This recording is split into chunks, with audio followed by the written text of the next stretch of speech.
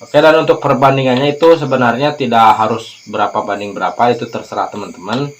Lebih tepatnya sih lebih bagus untuk dedak sama ampas kelapanya itu sekitar 40-40, dan untuk limbah ikannya itu 20% sudah cukup ya.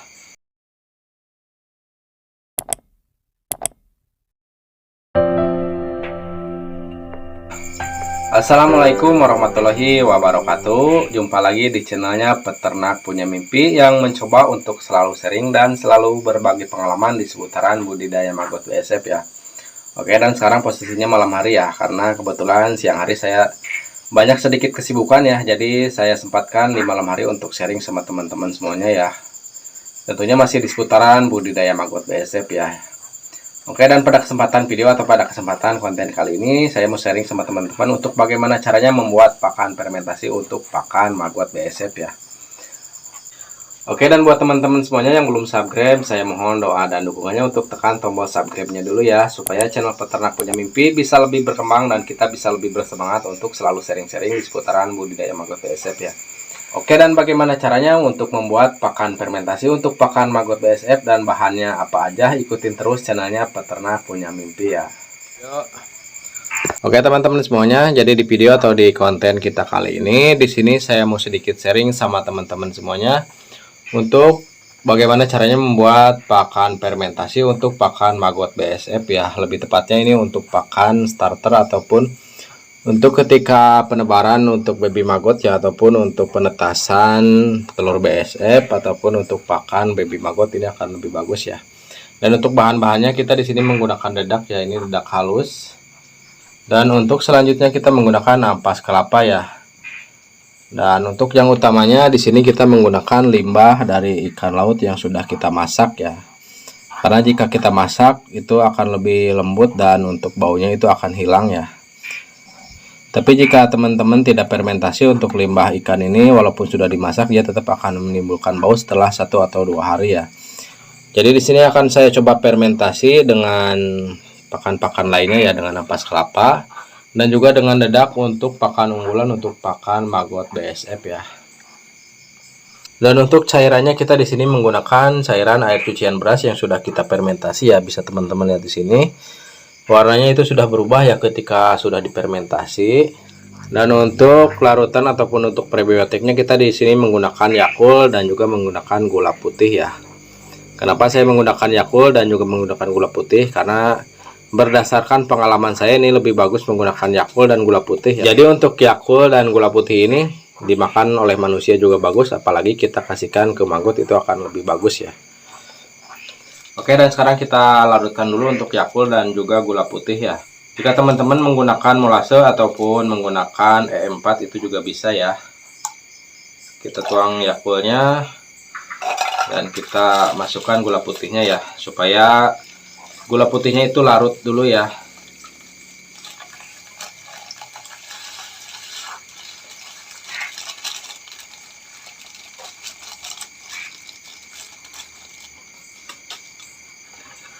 Dan kita kuber dulu ya.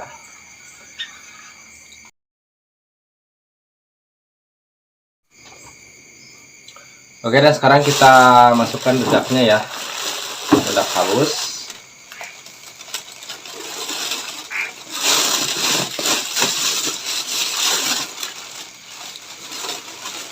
Untuk perbandingannya berapa-berapa itu teman-teman bisa kira-kira aja ya, terserah teman-teman itu adanya yang lebih banyak apa, itu nggak apa-apa ya.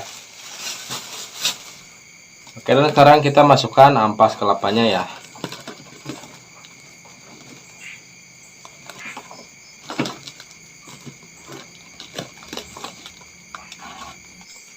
Oke, dan kita aduk dulu ya supaya tercampur untuk dedak dan ampas kelapanya ya.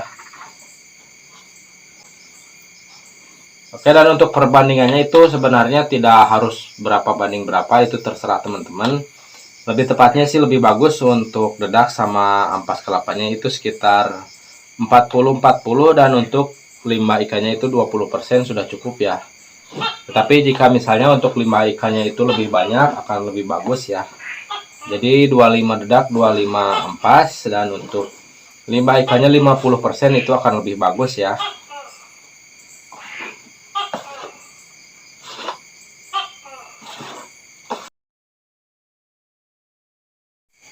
Oke, setelah tercampur rata untuk dedak dan juga ampas kelapanya, sekarang kita masukkan untuk limbah ikannya ini ya. Kita masukkan airnya dulu.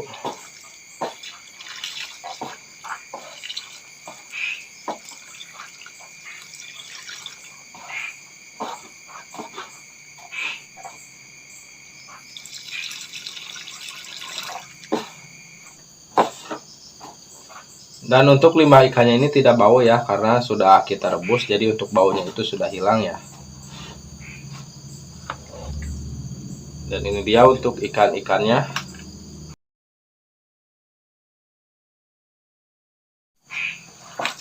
Dan untuk dagingnya itu sudah hancur ya, sudah menjadi air karena kita rebus.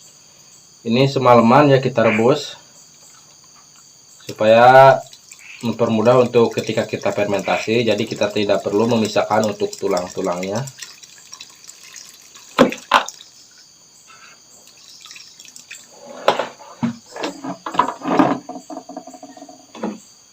Oke, dan kita tambahkan untuk cairan larutan dari Yakult dan juga gula putihnya ya.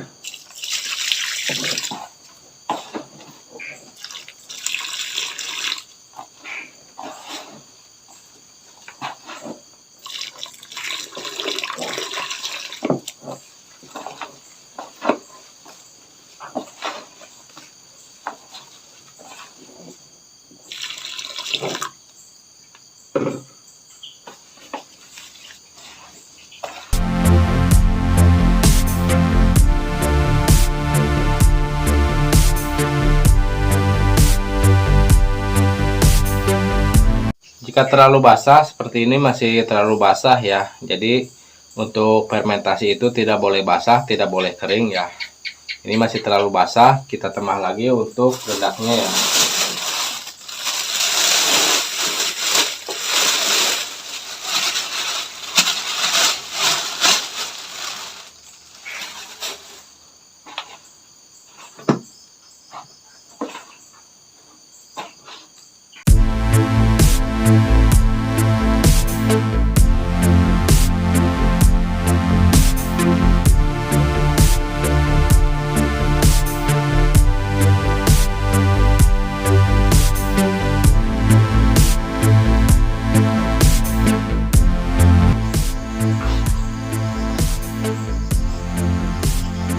Oke, dan kita masukkan ya ke dalam wadah. Di sini saya menggunakan palkon ya.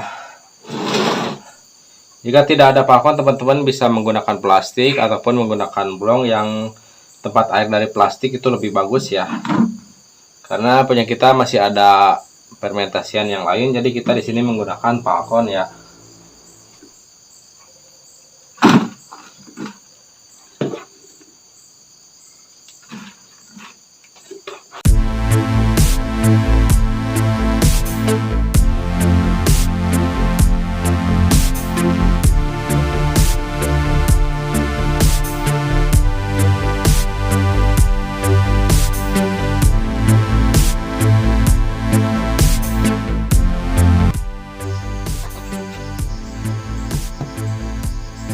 Oke, dan harus teman-teman tahu juga untuk membuat fermentasi, misalnya teman-teman menggunakan wadah palkon seperti ini, itu tidak boleh terlalu rapat seperti ini ya. Karena untuk fermentasi ini dia nanti akan mengembang ya. Jadi ini yang porsinya seperti ini, nanti dia akan naik ke atas ya, ke permukaan seperti ini. Oke, dan sekarang kita tutup. Di sini akan saya tutup menggunakan plastik ya. Kenapa menggunakan plastik? Karena ini akan lebih rapat ya, dan kita ikat menggunakan karet.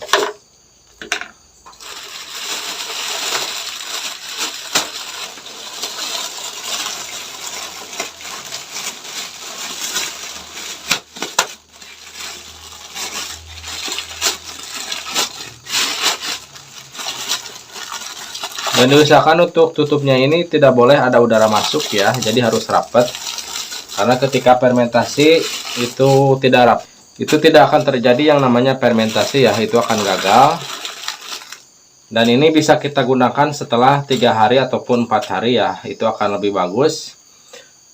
Sebetulnya untuk 1 kali 24 jam sudah bisa teman-teman pakai atau teman-teman gunakan. Cuman untuk fermentasinya itu belum maksimal ya.